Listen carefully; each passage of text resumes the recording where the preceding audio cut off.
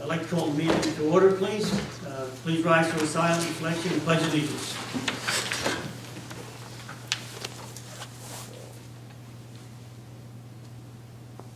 Pledge allegiance to the flag of the United States of America and to the republic for which it stands, one nation, under God, indivisible, with liberty and justice for all. And roll call check. Mrs. Cynthia? Here. Mrs. King? Here. Mr. O'Brien? Here. Mr. Schuler? Mr. Tinkin? Mr. Borbach? Here. Mayor Mechanico? Here. Please read the Open Public Meeting Act statement, Jay. Pursuant to the requirements of New Jersey's Open Public Meetings Act, notice of this meeting was included in the annual meeting notice, which was filed in the office of the Borough Clerk, posted on the bulletin board here in the municipal building, published as a legal notice in the Co-Star newspaper, and provided to all those requesting notice and making payment in accordance with borough policy. Thank you. I need a motion to approve the agenda with one addition, Resolution R 2014-124. I'll make that motion. And Mayor, if I may, there are also the two distributed resolutions regarding the liquor license, which would be 122, and the Public Works seasonal employees, which would be 123. 123 and 124, correct? 122, 123, 124. That's correct. Okay, thank you. Additionals, Resolution 122, 123, and 124. I'll make that motion as you stated. Thank you. Any questions? Roll call. Mrs. Cynthia? Yes. Mrs. King? Yes. Mr. O'Brien? Yes. Mr. Borbach? Yes. Thank you. No presentations at this time. No scheduled public hearing. We move right to the public comment section, where the public may speak on any agenda item they like. Just step forward, give your name and address. Gladys. Sir, Pitney Drive. Well, once again, how about the minutes from other meetings? Not available. I don't go on the computer since I left work, period. We have none available this evening. Pardon? We do not have any minutes available for approval tonight. When are they going to be available? We're making an effort to Well, then pick up the stop back. shortchanging the office so you get help. I was in the other day, someone came in and wanted to see someone about taxes. Oh, well, he's not here, he only comes one day a week. I mean, what are we getting to be? One person runs the office, that's what they said, claimed about Teresa. Let's see.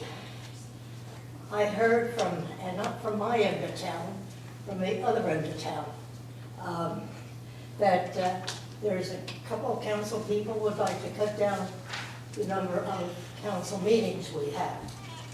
People don't want to come out because you people come out, I'm sorry, I can't help my voice, so I'm not angry, that's just how it comes out. And you come out and everything is cut and dry. You go through things, you hire people, we don't even hear names. Everything is a number, and I think it should be explained to all of us. How about, what are they doing? Replacing Artie. Are we looking for a person that is fully licensed, not somebody else in the office that is taking another responsibility? I mean, this is getting to be a one-person town. Excludes everybody else. Shouldn't we vote and know what's going on? You're the lawyer. Shouldn't we know what's going on and who people are that they want to put into different capacities? Mayor, you want me to respond to You that? can't answer If you have an answer. Obviously, the business of the town is conducted through the governing body and their votes. And Yeah, but don't we have a say? you do come November The one that's already done, are these people who's maybe appointed this week or next week as taking Artie's position? He's not going to be running for election. Correct. Now, public employees are not voted on by the members of the public. That's right. So, I mean, everybody's just put in place and the town has to accept it. I mean, this is getting ridiculous. And furthermore, what happens, the write-ups in the paper about our town are very, very small. I mean, other towns, Manasquan, they take this and that, I want council. That's kind of good, though. I mean, That's the last time I was on council, there were some very big stories in the Yeah, paper, last and week- they weren't all good. Last week, I kind of like little you're the write-ups. one, and thank God, you always ask about how much is it gonna cost, that you did the last time, so that's good.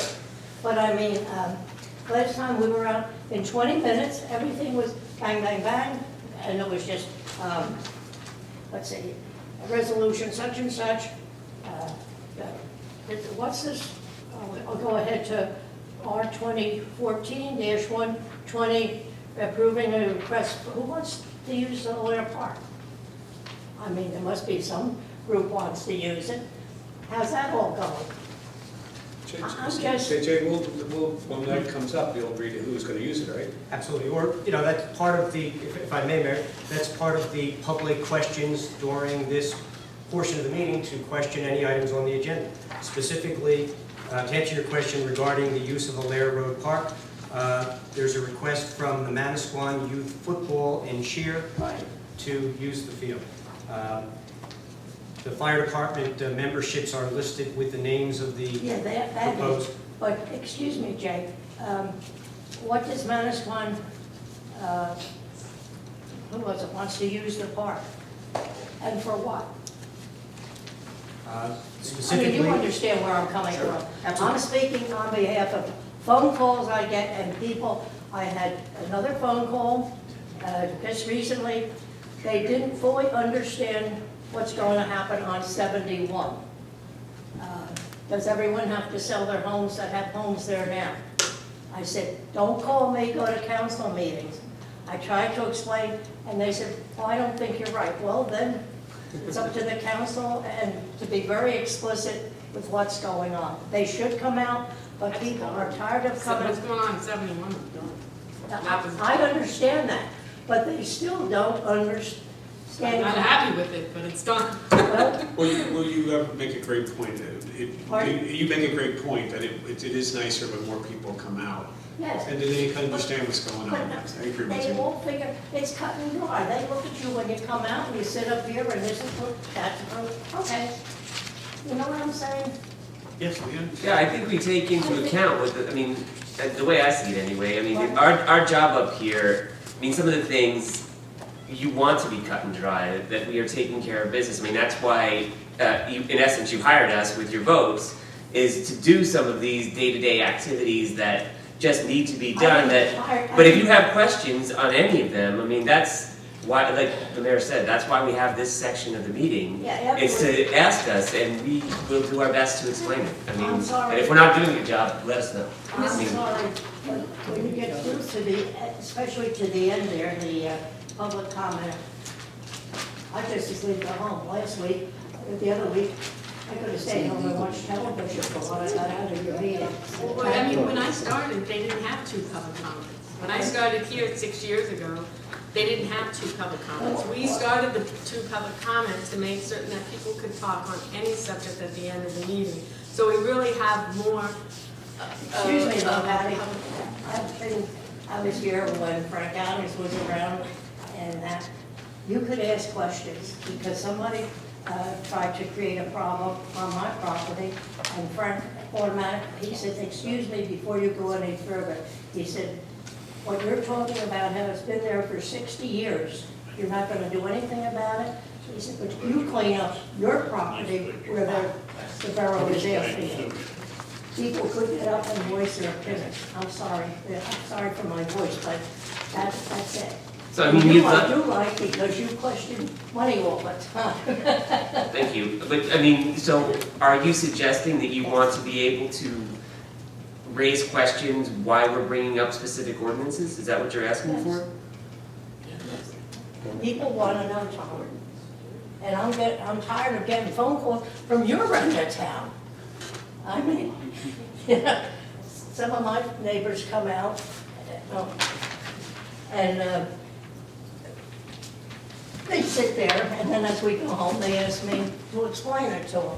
I'm not an expert, hopefully I get things right, but I get very annoyed, and I think it should be more open. Yeah, I think we have certain guidelines so that we move the meeting along and make sure that if 20 people try to ask the question at once, when a resolution gets brought up, that we can say, look, there's a section for that. But if one person, I mean, if there's a group of 7 of us here, and one person says, could you answer me this about the resolution? I don't think we're ever gonna say, well, this isn't the time for it. I don't think that's the response you're gonna get. I think that we can do that, but we have a structure so that, you know, when there are crowds here, and there are 20 people that wanna ask a question out of turn, that we can structure it. But I mean, if you have a question on any resolution that we're talking about, I mean, I've seen the mayor answer questions before when people asked them outside of the section that they were supposed to be in. So, I mean. Well, you have your views and I have the public's views. Okay. I'm sorry, thank you. I have to say that I just want to make a comment on the fact that I feel that we are in a much better position than we were when I started 6 years ago. We do have an open public meeting statement area which you can ask any question you want on anything that's on the agenda, just to make it, you know, relevant as to what we have on the agenda. And then at the end of the meeting, you can talk about whatever, you can talk for 5 minutes about anything you want. I get up and I talk, as you know, but there are so many people that figure, well, that's it. If they wanted us to know, they'd tell, instead of getting up and asking questions. That's the case with several people. I mean, when I was down there, Oh, you and was funny. when I was down there, and people would come to me and say they wanted me to say something that they didn't want to get up in front of somebody. I mean, that's going to happen forever. I know, Patty, and that's true. But some of the things you asked questions on were good, but then, and you were against, but then now when everybody's sitting out there, it's a different story. Well, I agree with that. Thank There's you. several people that, yes, were against certain things when they were down there And and it's voted so nice for to it see when they that. got up here. Nice to see you too. I agree. Let's call politics. That's not going to change. I think that's going to change, forget it. Good evening. Joan Patera, 922 Claridge Drive. First, I want to thank you, Mary, for getting the grass cut on the property next door to me. I'm sorry, I didn't hear. 922 Claridge Drive. Last meeting, there was a problem with my neighbor's property with the grass Oh, growing, yes. and you were kind enough to get that taken care of. And I called Jay subsequently and asked him about all the debris in front of the house and a tire filling up with water. And thank you, Jay, that's all been taken care of. Yes, I appreciate it. It looks much nicer. One question. I know you're interviewing for the Superintendent of Public Works. I know there's certain specifications for that position. Are those specific specifications going to be met for whoever does get the position? The qualifications? Yes, the qualifications. Yes. They will be, Yes. all of them. They- Okay, thank you very much. Anyone else? John Tangent, 564 Atlantic Avenue. You added a resolution to the agenda tonight, 2014-124. What is that about? What's the one you added? Yes, Mayor, actually, there were 3 resolutions that That's one of them. Yes, the first is approving an alcoholic beverage license for the Irish Riviera 2. That was the only license that was not renewed at our last meeting. The second resolution is appointing summer recreation employees. And those are 1, 2, 3, 4, 5, 6, 7, 8 of those, and we'll announce those names at the time of the resolution. And then the third is approving Public Works seasonal employee, a single individual. Okay, so you're not picking the Superintendent of Public Works tonight? That's correct. That's correct, okay. I just wanted to make a remark about that. The Superintendent of Public Works is one of the most visible appointments in this borough. Most of the citizens know the Superintendent of Public Works better than they know some of the council people. It's also one of the most highest paying jobs in the borough. And as citizens, we like to make sure we get our money's worth. So I really think that when you guys come down to the last maybe 3 or 4 candidates, when you have your top 3 pick, you should open this up to the public and have this discussed, because I think the public might have some ideas about the various people, and they can present their credentials to the public, and they can be asked questions, and it would be much more open forum if you did it that way. So that's my suggestion about Public Works. Thank you. Sure. Thank you.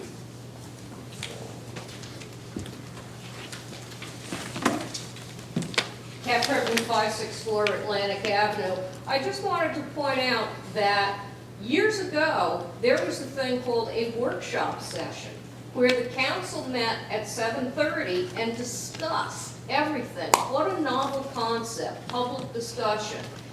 Now what happens, and I think this is the point that was upset people here, you folks go into closed session and you talk and you come out and you vote on a resolution.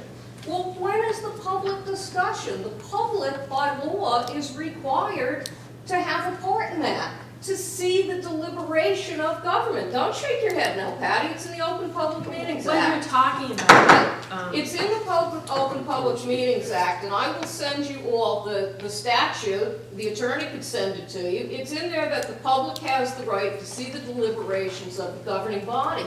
That's what we never see. You folks come out here and you sit down and you vote. What are you voting on? You don't even put the names of people in the resolutions. You hire public works people. You people are all elected as by us to be stewards of our money. We don't even know who you're hiring because you can't put the name in the agenda. Most towns have copies of the resolutions with the agenda. You get a packet of everything that you people get.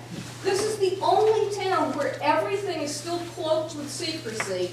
And I want to say there's a majority of people on this council who used to sit in this audience and scream blue bloody murder because, oh, how could this happen? The council goes behind closed doors and they come out and vote on stuff with no discussion. Well, guess what? It really looks like this all depends on whose ox is being gored. And now that you're doing the goring, it's perfectly fine. When Mayor Malik was the mayor, and that was the perception of how things were done, oh my God, string him up by his heels and get him out of here. Well, you folks better go watch the videos, because if you saw yourselves in action, you would realize what I'm talking about. And I understand that you think, because you're working on this on a regular basis, that everybody knows. We don't know. We don't know unless you tell us. And if you hold back the information, it's wrong. It's wrong, because we're the ones that are paying the bills at the end of the day. What happened to whoever let the people pay who have a say, or whatever it was? And I know you haven't been here, so I'm not singling you out personally, but this is just out of control, and there better be a little more transparency. Thank you. I have something I'd like to say on that, Scott. What they're talking about is personnel hiring and everything else. Are we allowed to put out names of people that have applied for position and get up here and actually discuss people's backgrounds and everything in an open forum?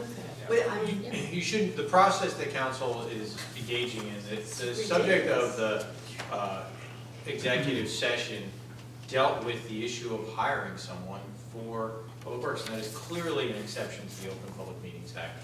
And the process that this council has followed since I've been here of what is discussed in executive session are items which are appropriate to discuss in executive session, which involve negotiations for hiring, the terms of hiring, the terms of employment, terms of compensation. Those are all things that, because they involve negotiations and you're negotiating with potentially the person you may be hiring, the position of the council is not something that will be public. Because it's a negotiating process. No. I'm sorry, I completely disagree. When I was on council, in fact, I believe we had candidates for borough attorney who came in and were questioned by members of the public when they had three final candidates. So I think when it's narrowed down to the point where there needs to be public discussion, there needs to be public discussion. You don't want, and the other thing is, you're hiring public works employees. You've agreed on it behind closed doors, you have a resolution. What's the big deal to put a name on that? What's the big deal to put the name of the summer recreation people on the resolution when you hire them? Why is that a secret? That's a problem. Well, when the resolution is adopted, that information is put in the resolution, so It could be made available the night of the meeting. not required. and can you distinguish the difference between a professional appointment versus an employee? Well, I would say in either context, the issue is still you're negotiating the terms and conditions of employment, and it's clearly an exception to the Open Public Meetings Act. Whether in the past something was done different with hiring an attorney, from a legal standpoint, the process that the governing body has followed is appropriate. But when we're discussing a professional appointment, and maybe I am backing you versus somebody else is backing another person, to put out their professional qualifications and everything, maybe if we would do that with somebody that's just going to be applying for, Correct. That's we fair. would be in complete breach of, we didn't put out rights notification. We can't put out rights notification because they're not even really an employee. Correct. And the difference is night and day between a professional appointment and somebody that we are going to be employing full-time in our town. They deserve the privacy. Every person that applies in this town deserves privacy of their resume, of their application, and everything else in that closed session up until the point that they're hired. And even then afterwards. That's, I would agree with that. we'll see what John Paff says. Well, I don't know if anyone wanted to hear that answer, but that's the answer. That's the answer. It's been that way for years. Yeah. What's that? It's been that way for years, yeah. Okay, I get up. And we're going all the way to our road. Been doing things like that for years. It's always been done inside. I think one time the 3 candidates for borough attorney were introduced out here. Once I've seen that, and I've been around a long time. And speaking about, people being up to speak, the only person who was not allowed to speak is sitting up there on the council. Right, Patty? You remember that night? Huh? I'm not certain. I don't believe, I was. If I whispered- I was down there and I was not allowed to speak. Yeah, you remember. Was that when the councilman told me to go home and bake cookies? Yeah, and he ain't around anymore either, so that's good. Thank you. Anyone else like to speak? Seeing no hands, I need a motion to close the public comment section. I'll make that motion. I'll second. All in favor? Aye. Aye. Thank you. No discussion, we do have, well, we may have council reports. Councilman O'Brien, do you have any finance reports? I do not have any reports at this time. Councilwoman King? The only thing that I would like to make mention of is Officer Zachary Ramp received a MAD 2013 Law Enforcement Distinguished Service Award. This is in recognition of meritorious service, life-saving actions, and proactive efforts in keeping our roads safe from impaired drivers. The diligence and professionalism that he showed saved and protected countless lives. And this is from Mothers Against Drunk Drivers. And he went to a special luncheon, I believe, and received this. Congratulations.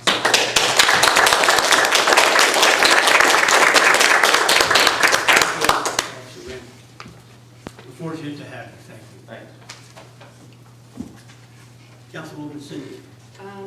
We are interviewing, well, we have interviewed for the superintendent of public works, and we are hoping to finalize something possibly next week.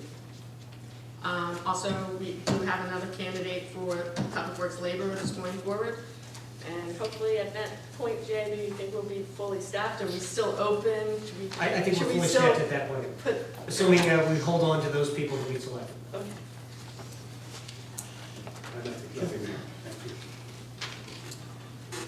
Reports, notices, and correspondence. We have the revenue report, police department report, municipal court report, planning board hearing notice, correspondence from Cody McNamara about the use of the Lair Road Park ball field, and Monmouth County Freehold, and Manasquan Borough about beach fees. Jay, is there anything on there you could expand on? Mayor, just regarding the correspondence for the use of the Lair Road Park and ball field, the request involves the use of the Little League field, and in reviewing the borough's records, there is a lease agreement between the borough and the Little League, under which the Little League has been granted exclusive use of the field from mid-April through mid-September. Additionally, there's a specific request regarding the use of, or expanded use of the ball field and lights. And under our existing ordinance that regulates the use of our parks, all parks are closed from, let's see, 9 p.m. to 8 a.m. So that would preclude the use of the field during those periods, if in fact the borough was in a position to allow the use. But as I said, under the lease agreement with the Little League, that field is the exclusive use of the Little League, with the exception of what I'll call organized recreation programs in the borough under certain circumstances. So unfortunately, I don't believe the borough is in a position currently to grant that request. From this Mr. McNamara. That's correct. Now, do we know, because I know we get complaints about the lights at the Little League field, and what time do they shut off? Do you know, Jay? I'm not sure. If memory serves, I think it was always 8:30. 8:30? I think so, but I've been out of the game as it were for a couple of years. My kids are a little older now. I told Mayor that the practice is that the use of the fields stops at around 9 o'clock and the lights are left on until about 9:30 for everyone to clear out. Did the police know? Eddie or Jack? Just confirming now, because we have, we follow the borough ordinance with, insofar as people being in the parks. And I'm trying to think of it was at 8 o'clock? Ocean 9 Road o'clock, later. 9 Isn't o'clock. Ocean Road later? It seems the lights are on later, Yeah, that's it. yes. And it's 9 o'clock for Ocean Road, because we've used that borough ordinance before. Okay, so I thought it was even later than 9 o'clock for some reason. I know I'm that talking strictly the borough ordinance. I don't know who could, or who sets a timer on the lights. I agree, it does seem later. However, it could be as the fall approaches and the days are shorter, they're on longer. However, it's the same. Well, you know? Councilman Tinkin could tell us exactly Yeah, what time certain. it goes off, because it's right across from the park. Yeah. But And we have had instances in the recent past where, because those lights are on a timer, Yes. if the power goes out at all, the timer is impacted and needs to And be it could, reset. yeah, it could be, need resetting. Oh, Right. really? Yes. So we'll- Yeah. Whereas Alair Road Park, it's a manual, off and on. And that's just for the field though, right? It's not for the basketball courts in the back? No. There's no lights back there? No, I don't believe so, no. And the lights along Alair Road, which control the parking lot, they're on like it's a steady dusk. You know, sometimes they time on and off. That's not us, that's Jersey Central. It doesn't seem like anybody complained about, I'm just going to ask you that. You ever get any calls come in and say the lights are on there, it's 11 o'clock at night or 10:30 at night? No, not this season. However, sometimes if we're on patrol, we can call that to the attention of the Little League. If it was an oversight, perhaps, that's not difficult. My kids are of that age where I seem to, you know, I kind of run in those circles now, and I'm on 3 to 11s and midnights, so, but I haven't had to do that. So, So 8:30, 9 o'clock, whatever it is, it's about that time. it's definitely 9. 9? 9 is the earliest, I think. But point of order, right. Yes. you know, Ed McGurk, Alair Road. It seems to me, and you know where I live, and I can see those lights. It seems to be on a lot later than 9 o'clock at night. But, you know, they're there. I've seen it for years. I don't really pay attention to what time they go Well, they off. would be on a little extra until everyone is off the premise. They may stay on till 9:30. Yeah, well, maybe even later than that. But tonight, if I don't fall asleep watching the Yankees get beat, I will try to remember what time they go off. No, Yankees getting beat. 3-0. Okay, anything else? Any comments on those? No ordinance introduction at this time. We'll move into the resolutions. The first one is Resolution 2014-119, approving a designated member of the fire department. Yes, Mayor, and those two members are, let me get the complete name. It is junior firefighter Patrick Maselli and regular member Robin Bowden. Thank you. Thank you. I need a How old motion do and a they- second. Sorry, how old do you have to be a junior? I believe it's 16, Okay. plus or minus a year. Okay. I believe 16 is the cutoff. A motion and a second. I'll make that motion. I'll second. Any questions? Roll call, Jay. Mrs. Cynthia? Yes.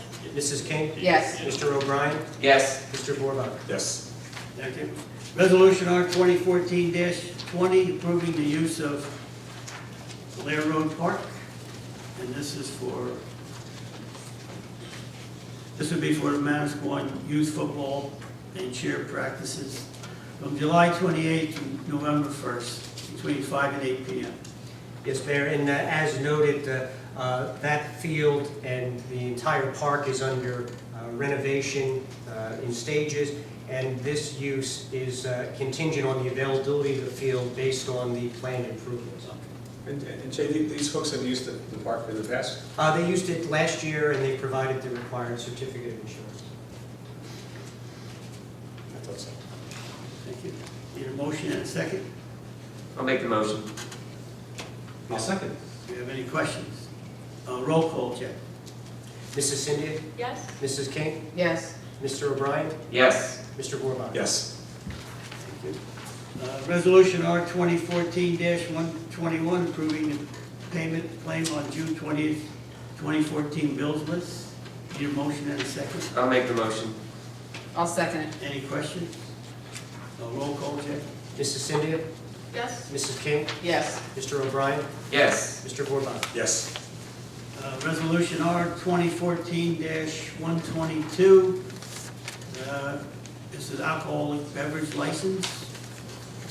Yes, Mayor, and this is for the one license, Irish Riviera 2, trading in Spring Lake Tap House. This used to be the porch or the champagne porch, and I think the Irish Riviera bought it. Champagne. Champagne. Is that what they called it? Years ago, am I dating myself? All right, used to be called the champagne porch in the old Before it was days. just the porch. And then the porch, and then the nice people who own the St. Stephen's Green purchased it. I think they're called the Irish Riviera, and now it's the Tap House. I haven't been in yet, but I've heard good things. Okay, now, can I ask a question? Doesn't know what town it's in. Yeah. Yes. Well, It's Spring Lake. I heard the food is better, but. Maybe we make No. the real liquor license approved, contingent on having the heights. Well, we're not voting on the food, we're only voting on the liquor license. Okay, when you say without special conditions attached, were there special conditions attached before? No, but with the renewal of any ABC license, there's the opportunity for the governing body to attach special licenses, whether they require special security, limitations on music, other type of things. But it is, we include that because it's one of the questions as part of the renewal process. So it's no more, This is, it's not a broader permit versus That's what they right. have. The same thing you've always had, all right. and you recall that this license was transferred November, December last year. Yeah, but like late last year. Need a motion and a second? I'll second. Any questions? Roll call, Jay. Mrs. Cynthia? Yes. Mrs. King? Yes. Mr. O'Brien? Yes. Mr. Borbach? Yes.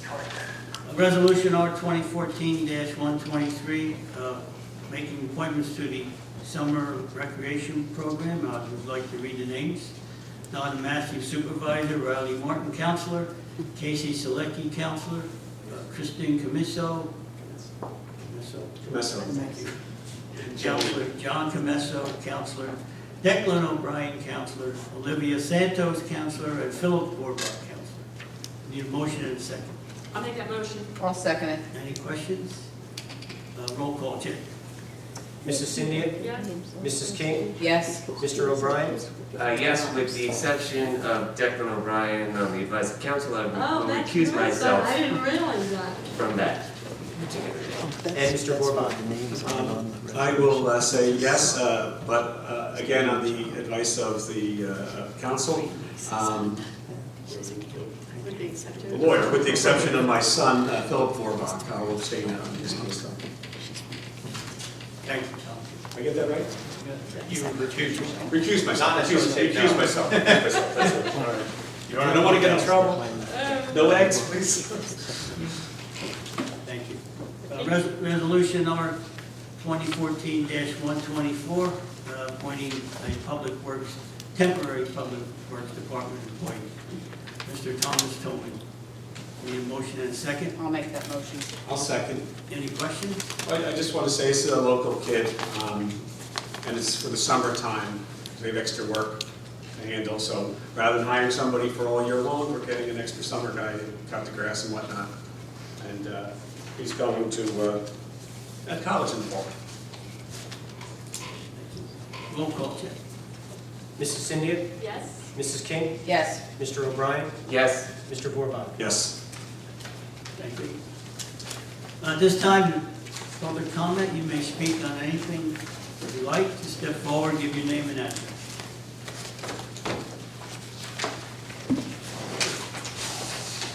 Hi there, I'm Kimberly Frazier, I live at 714 Shore Road, and I was coming in because I wanted to discuss the height issues with buildings. I flooded during Irene and then Sandy. Could you please come towards the microphone, because I just can't hear you, I'm sorry. Sure, I flooded during Irene and then Sandy, so we want to discuss when you guys are going to talk about the height. Sure. For raising? For raising the house, because the height limit how high you can go versus the curb, and that sets you well below base flood elevation. And you're planning a renovation, you want to... Yeah, well, my house is gonna be taken down and then rebuilt. And it really precludes you from being able to raise it to a livable height where you're not flooding consistently. So in other words, you want to raise it with the renovation, and you want to be able to do that rather than... The variance 2 I found years out is later. gonna cost me like $5,000 to go for a variance. Now, do you know how Spring Lake handled that? Did they do that only along with flooding? And I know they raised it right away. Yeah. There were a couple of issues. You may recall that last year, not too long after Sandy, I would say in the spring of last year, we had discussions, and there were discussions with the planning board on this specific issue. Obviously, as a result of Sandy, FEMA and the National Flood Insurance Program issued what at that time were called advisory maps that essentially were changing the flood requirements by about 3 feet. At that time, we had initiated discussions on raising or changing our flood elevation requirements in terms of building height to address these sort of situations. Not long after we started the discussions, and in fact, Spring Lake did do an ordinance and made a change. There was a change in state law that applied to all existing properties and residents or structures located in flood zones that allowed them to be elevated above the flood requirement without regard to any local height limitation. The question that Right, but Ms. I Fraser- applied for my house and it was turned down. And your situation is that, as I understand it, in speaking with Borough Engineer Joe May about a week and a half ago, is that you're talking about not raising the existing structure, but rather building a new structure. Right, because my And- house was so damaged that it didn't make sense to repair it, and then it would have been throwing money away. I don't know how many more feet are But we it was, talking. it was like, It doesn't, Well, it's, the height requirement doesn't go up, just, you have to raise a damaged flood property. I would have to spend like $200,000 to serious? fix it. So that's the way the state law is. Right, and the state law provided an exemption for existing structures That were being raised, like the Now- West one. Now the issue is if existing structures are being demolished and being built to the new flood requirements, we have, our overall height limitation has not changed. So now people are required to elevate higher, but they're still subject to the same building height limitation.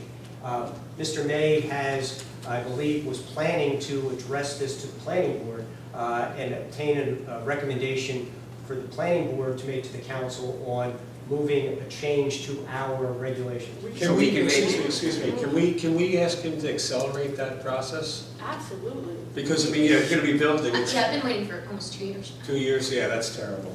I mean, Cindy's been treated. Well, I'm just trying to figure out why we haven't addressed this. Well, again, the issue only recently came up with your particular house is, I guess, what I would call the first house that we've had this issue with. Do you And know- again, if you recall, we have a relatively small portion of the town that's in the flood zone. And we were prepared to make the change about a year and a half That is ago correct. on the existing structures. Because there, at that point, right after Sandy, there was what I would call a push for home elevations because of the new requirements. As a result, when the new requirements transferred from the advisory flood maps to the preliminary flood map, we actually saw our building requirement come down a foot. But it's still 2 feet above where it was before.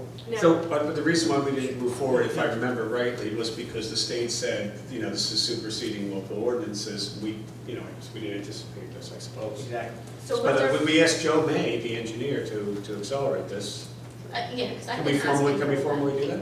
Absolutely. And if you'd like, I'll make that arrangement. I know he has prepared, or at least has reviewed our ordinance and has made some draft preliminary changes to how this would be incorporated into our regulations. and what's the height requirement? Do you remember? 32 feet from your curb, 32 feet from your curb. But if you were gonna raise the house. That's the current Just this, That's the, sorry. the curb, but if you wanted to raise your house, how many feet, for example, just for flooding purposes? It would be, for flooding purposes, well, In you other words, you can have a higher porch or whatever, so you want exactly, steps so higher. I would be at just under 37 feet. Oh, so you're raising that, it's gonna be 5 feet, you're gonna go up the steps, about 5 I'm feet. gonna go up steps, About 5 feet tall. 2.5, almost 3 feet to raise the garage because it consistently floods with polluted water. We're not even allowed to swim in it. And then I was gonna go with just a tiny house on top of it elevated because they do expect to actually bring back the base flood elevations back to the original 12 feet. It was the whole political push for Christie to allow the state so people could rebuild faster and hoping that less people would be affected. But FEMA has definitely stated that they suggest you go 3 feet higher than the base flood elevation because at base flood elevation you still pay about $3,500 in flood insurance. So they tell you to go base flood elevation. They recommend a minimum. A lot of towns are base flood elevation +2. So and then FEMA actually suggests you go base flood elevation +3. And I'm being very conservative. I'm only looking to build a ranch, split like a ranch with dormers on the top, for 2 bedrooms on the top. Because I want to be conservative. I don't want to have to pay high flood insurance 5-10 years from now. I don't know what it changes again. So I'm making the bottom, flood resistant. What's the height requirement in Spring Lake? 42 feet now. It was 35 feet. It's now 42. I know in town, just the Spring Lake.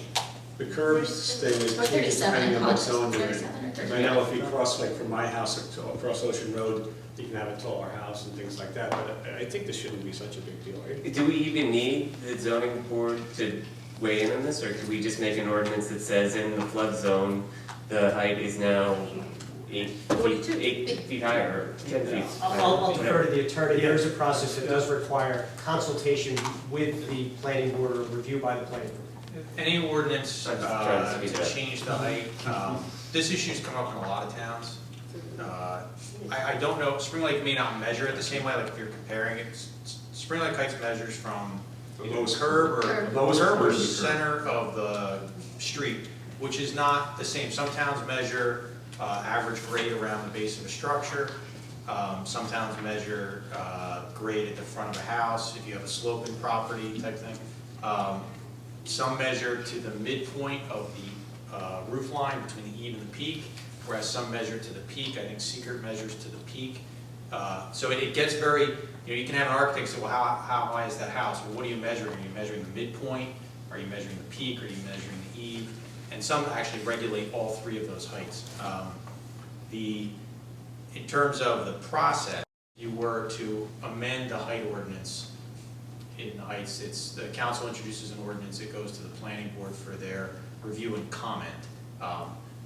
And they can say they like it or don't like it, but then it comes back to you. But it does go to them in between for them to decide if any land use ordinance, if it's consistent with the master plan and land use ordinance. So what we have to do is get Joe May to put something together. And we Right. could have For us it to look at it, and then we have to send it to the planning board, and then the planning board will have to send it back to us. Correct. Sorry. At the end of the day, it's our decision. It's your decision, and the planning board is really there to recommend, but the process, which your administrator is discussing, is that often these types of things, even though the legal process is council, planning board, council, they frequently originate with the planning board or your zoning board who says, hey, we have an issue. Because we don't necessarily have residents showing up here. They're showing up at the board and looking for variances, and boards say, wait a minute. Plus, this isn't the last time that the housing stock's gonna change in front of, in flood zone. It was just the first instance, so. Exactly. Correct. So, I mean, we know the issue, we could introduce the ordinance and send it their way, and they can have the comment, and we can get this started, right?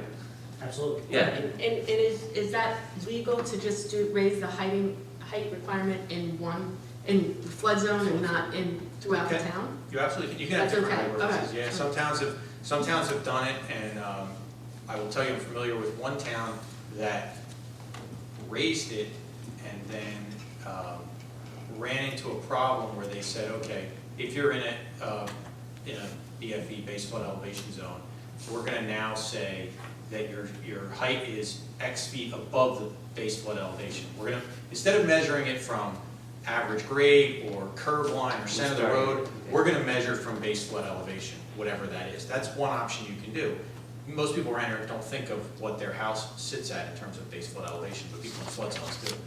But that creates a separate issue in some towns if the grade of the property is significantly different. So if you have a highly sloped property, we probably don't have that in the Heights. I can't think of anywhere We're pretty flat. in the Heights that there's a real difference between the curb line and the grade that's in a flood zone. You do have in other areas, but not in the flood areas. Yeah, there's like 1 or 2 houses along Ocean Road, like in front of the park. But it'll be for Joe May to figure out where the bottom of the house is, if that's raised up, and where the top is. And in fact, the point that Mr. Keneally makes is the point that Joe and I discussed, which is, okay, I think everyone agrees that there should be a change and extend that exemption to new construction. The question is, which model do you follow? Those that have said, okay, we're still going to measure from the curb, we're just going to add 4 or 5 or X feet to what our existing regulation is, or you go the route of simply saying, in flood zones, the building will be measured from the base flood elevation. Good point.